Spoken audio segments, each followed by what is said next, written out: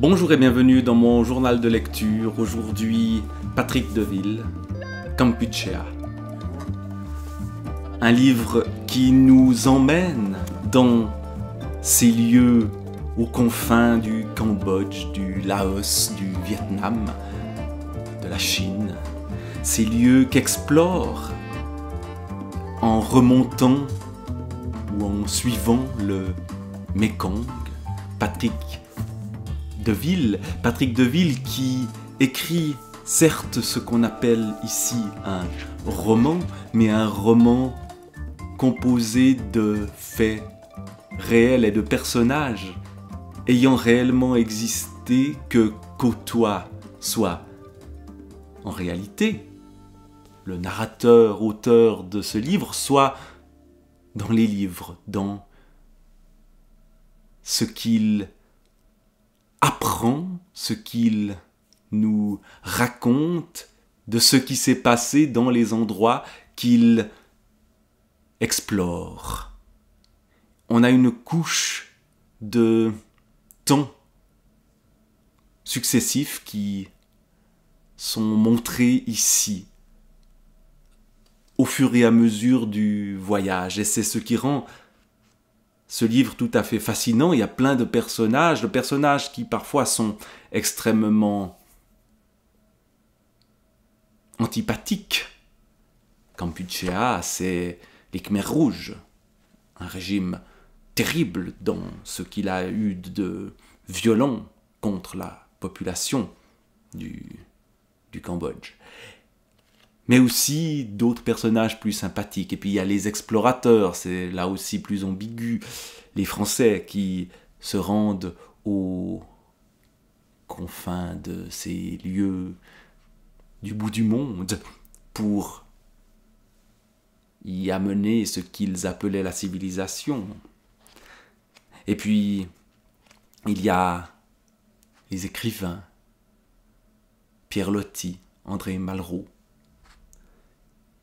Bref, Patrick Deville convoque des fantômes. Il convoque des personnages qui deviennent quasiment réels. Et puis il y a les réelles rencontres qui ont lieu, ou du moins qui ont lieu dans le roman, mais je crois savoir que peu, ou même pas, d'éléments sont inventés dans ce livre qui s'appelle Roman, publié chez Fiction et compagnie, et qui pourtant nous dit la vérité. Là encore, ça donne à réfléchir sur ce que l'on entend par roman. Alors, plongeons dans Kampuchéa. Kampuchéa, c'est donc d'abord l'Angkar, la plus pure. Nous, qui l'avons tant rêvé, avons cru en lire les prémices un peu partout sur la planète. Nous savons que ni la Révolution française, ni la mexicaine, ni la russe, ni la cubaine, ni la chinoise n'avaient poussé la fraternité et l'égalité des hommes jusqu'à la disparition, en 24 heures, de la richesse et du règne de l'argent.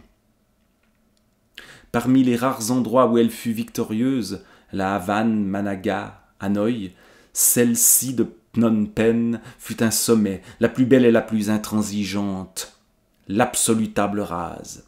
3 ans, 8 mois et 20 jours. Une révolution aussi parfaite qu'une expérience de laboratoire. Longtemps, l'Angkar est anonyme. On connaît les Khmers rouges historiques. On ne sait pas lesquels sont encore en vie après tant d'années de maquis. La radio égrène des numéros, frère numéro 1, frère numéro 2. Ceux-là veulent préserver la pureté des jeunes combattants du peuple ancien qui n'ont connu que la forêt et la discipline. Leur faire détruire tous les produits de l'Occident avant qu'ils n'apprennent à s'en servir et que ce goût ne les corrompe comme il a corrompu le peuple nouveau. L'idée même de ville doit disparaître, le retour au village et à la pureté khmère. Tous porteront le pyjama noir des paysans khmers. C'est la rigueur morale du peuple ancien contre la débauche des citadins. Phnom Penh retourne à la nature qui croît au milieu de ses allées en terre. Les chauves-souris y plantent des bananiers. Et comme les Viet Cong de l'igname, qui est le vrai légume du guerriero, se conserve des jours au fond du sac de campagne, au milieu des munitions. Phnom Penh est une zone interdite. Souvent, les partis révolutionnaires, après l'effervescence, deviennent bureaucratiques et lents, administratifs, tatillons, aiment les tampons.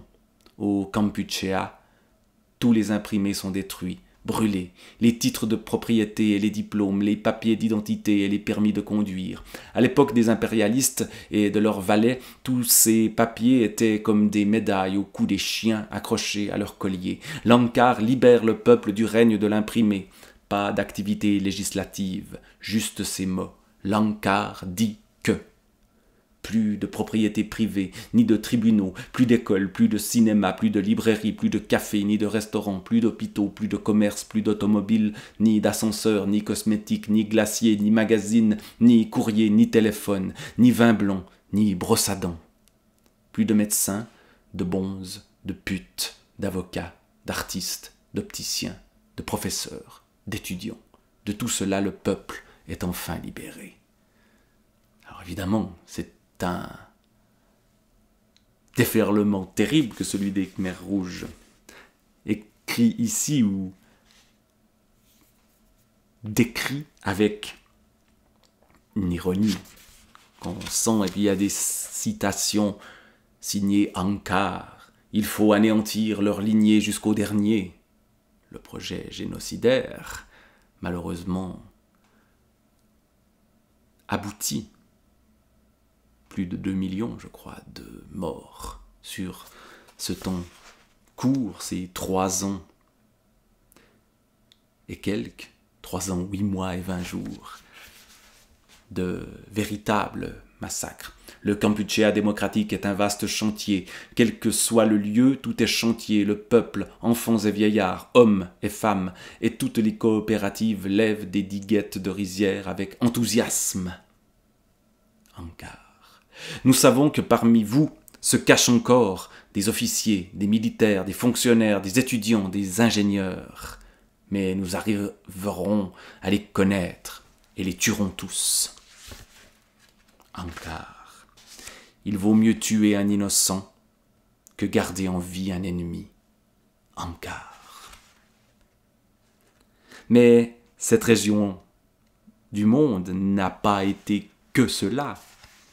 Il y a eu ces 3 ans, 8 mois et 20 jours du Kampuchéa démocratique, qui n'avait évidemment de démocratique que le nom. Il y a eu d'autres événements, même si le parcours que fait Patrick Deville se fait aussi en même temps que le procès de Doutch, l'un des tortionnaires les plus terribles de ce régime des Khmers rouges. Mais il y a ces autres. Le règne du malin,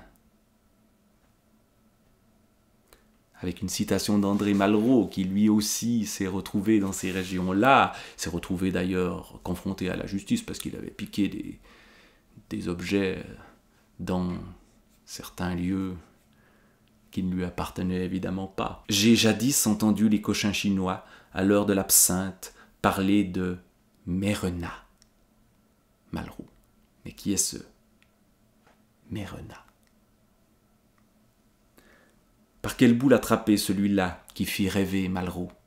À quel moment de sa vie pincer le fil de la pelote et la dévider? À l'heure de sa gloire éphémère, peut-être. Il était alors roi des Sedang, quelque part sur les hauts plateaux, derrière les montagnes de l'Annam, sous le nom de Marie Ier, porte l'uniforme de grand apparat dessiné pour lui à Bruxelles. Il bat monnaie, imprime des timbres, commande un hymne national, voudrait attirer des prospecteurs en son royaume. Souvent, c'est la crainte de ne pas égaler les pères qui fait les aventuriers. Celui de Marie-Charles David de Mérena est officier de marine. Le fils échoue au concours de l'école navale de Brest. Il choisira lui-même son affectation. Dès 1863, 1 an après l'arrivée ici du premier corps expéditionnaire, en 3 après HM. HM, c'est Henri Mouhot, un autre personnage dont on nous raconte l'histoire. Essentiel, 1860 comme date, repère ici, comme an 0, donc 1863 en 3 après HM, Marie-Charles David de Mérena. Il est spahi en Cochinchine. Il rentre en France, combat en 70 contre la Prusse, le voilà médaillé militaire, le courage physique ne semble pas lui faire défaut, mais c'est l'or, la gloire.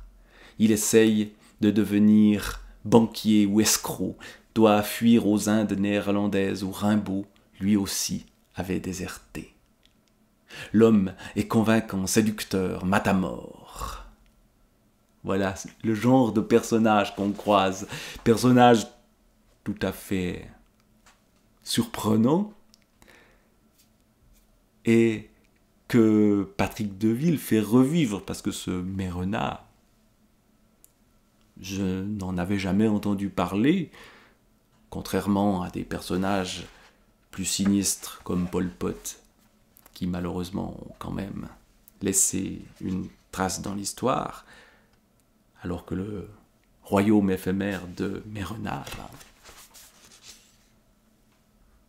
c'est peut-être une petite ligne dans les livres d'histoire. Et là, on redéploie cette histoire-là. Donc, c'est un livre aussi très intéressant pour, au fond, retrouver l'histoire dans ce qu'elle a de vivant, d'incarné. L'histoire dans ce qu'elle a quand elle devient littérature, quand elle devient roman. Et puis évidemment, il y en a d'autres, et il y a ces personnages qui soudain reprennent vie. À nouveau une citation de Malraux. Tout aventurier est né d'un mythomane. Mais il sera question ici de Pierre Loti, un autre écrivain passé par là. Le soir, sous une véranda de bambou, à l'aplomb de l'Arroyo, une bouteille d'alcool de riz parfumée en équilibre sur les planches ajourées, au-dessus de l'eau encore verte, j'ouvre le Saigon Times, quotidien économique à la lecture duquel on apprend que 12 étudiants des EAU, 12 Emirati Female Students, du Higher College of Technology de Sharjah, financé par la PepsiCo International, bâtissent de leurs petites mains des maisons pour les pauvres à Mito, où je vais passer la nuit. C'est ici à Mito que Loti descend en 1901 du train en provenance de Saïgon. C'est alors l'extrémité de la ligne. Cette voie ferrée de la plaine des Joncs vient d'être pour partie arrachée et pour partie recouverte par la nouvelle route que je viens d'emprunter. À Mito, une mouche à vapeur et un équipage attendent Loti pour remonter ce bras du delta du Mékong et l'accompagner jusqu'à Phnom Penh, puis traverser le grand lac Tonlé Sap, sur la rive duquel un convoi d'éléphants le mènera jusqu'aux ruines d'Angkor, à travers la forêt clairière. Nous sommes en 41 après HM. L'année dernière, Loti a publié Les Pagodes d'or, Conrad a fait paraître Lord Jim, et Kipling a écrit son Kim. Tout d'un coup, on est transporté dans un autre temps. Ne disposant pas des moyens logistiques d'un officier de la Royale à l'escale d'un cuirassé au port de Saïgon, je devrais pour ma part me rendre à Kanto, port depuis lequel des embarcations remontent le bras du Bassac vers la frontière du Cambodge. À l'époque de Loti, ce découpage de l'Indochine n'a pas plus de valeur que des limites départementales, et l'officier de marine échappe aux tracasseries des visas jusqu'à Phnom Penh. Au-delà, les ruines d'Angkor, cette année-là, sont encore sur le territoire du Siam. Puisque nous nous quitterons demain, j'aimerais profiter de notre soirée commune à Mito pour lui donner quelques nouvelles du monde depuis 1901. Et là, on entre dans un dialogue entre Patrick Deville et Pierre Loti entre le moment où il écrit ceci, au début du XXIe siècle, et le début du XXe siècle, où, au même endroit, s'est trouvé un autre écrivain. Nous sommes assis dans la pénombre de cette terrasse en bois au bord de l'eau, fumons des cigares manille. Un panca à poulies et cabestan remue l'air humide comme la voile safranée d'une jonque ou l'aile d'un papillon géant. Peut-être était-ce après dîner, sur une véranda enveloppée de feuillages immobiles et couronnée de fleurs, dans les ténèbres crépusculaires constellées par les extrémités rougeoyantes des cigares, dans des chaises longues en retin. De temps à autre, une petite lueur rouge s'animait soudain et s'élargissait, éclairant les doigts d'une main alanguie, une partie de visage parfaitement détendu, ou projetant une brève lueur écarlate dans une paire d'yeux rêveurs. Là, c'était un passage entre guillemets. On n'a pas la référence. Il s'agit sans doute de Pierre Loti. Ou bien, et là c'est Patrick Deville qui reprend la parole, ou bien nous sommes morts tous les deux, et portons l'uniforme blanc d'apparat à galons dorés des capitaines, qui est peut-être aussi celui des anges. Je lui dis les deux guerres mondiales, la guerre froide, les Khmers rouges. Loti hoche la tête, pensif, me demande des nouvelles de ses amis turcs. Je lui dis Kemal Atatürk et la révolution d'octobre, et Trotsky réfugié sur l'île de Prinkipo, en bas d'Istanbul. Je mentionne le Pera Palace en hiver, la neige sur Beyoğlu, séjour pendant lequel j'ai visité sa chambre et lu l'extrait de son journal affiché au mur. Je lui apprends que Farrer est entré après lui à l'académie, qu'on lui a remis le prix Goncourt pour Les Civilisés, qu'il fut invité au voyage inaugural du paquebot Normandie du Havre à New York, le jeune Farrer qui fut, comme lui, stationnaire sur le Bosphore. Loti, peut-être, éprouve un peu de nostalgie, ou une vague jalousie pour ce jeune Farrer. Voilà encore un nouveau personnage qui débarque.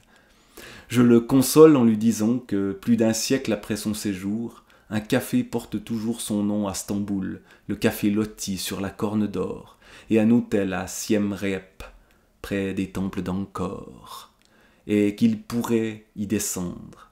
Et je m'aperçois alors, distinguant son visage dans la nuit, éclairé par le rougeoiement de nos cigares, qu'il va découvrir tout cela, et que j'ai vu encore avant lui, puisque nous sommes en 1901, et alors j'ai lu avant qu'il ne l'écrive, un pèlerin d'Angkor.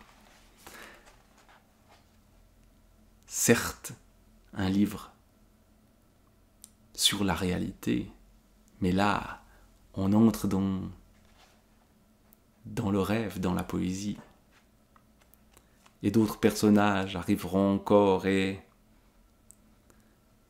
il y a évidemment le voyage qui continue et qui ne se limite pas à ces régions du Mékong. On était à Istanbul juste avant, on sera à Paris, on sera partout. Et ce qui frappe à la lecture de Patrick Deville, c'est qu'au fond, on retrouve la même ambiance, qu'on soit ici au Cambodge, en Asie, ou qu'on soit ailleurs. C'est le deuxième livre de lui que je lis. J'avais lu un livre plus récent, Amazonia, où au fond on a la même errance, la même remontée de fleuve, le long de l'Amazone cette fois, et non plus du Mékong, mais avec ce que charrie le fleuve d'histoire et de personnages et de paysages et de réflexion et de présence réelle. Et donc on ressort d'une telle lecture avec énormément de connaissances en plus, connaissances qui vont s'évaporer, Déjà, j'ai oublié une bonne partie des personnages, mais cette fête des noms propres chez Patrick Deville et cette vitalité dans à la fois l'exploration du monde et la lecture et la découverte de ce que fut le monde jadis, eh bien, c'est assez enthousiasmant à lire. Voilà, Campeche de Patrick Deville.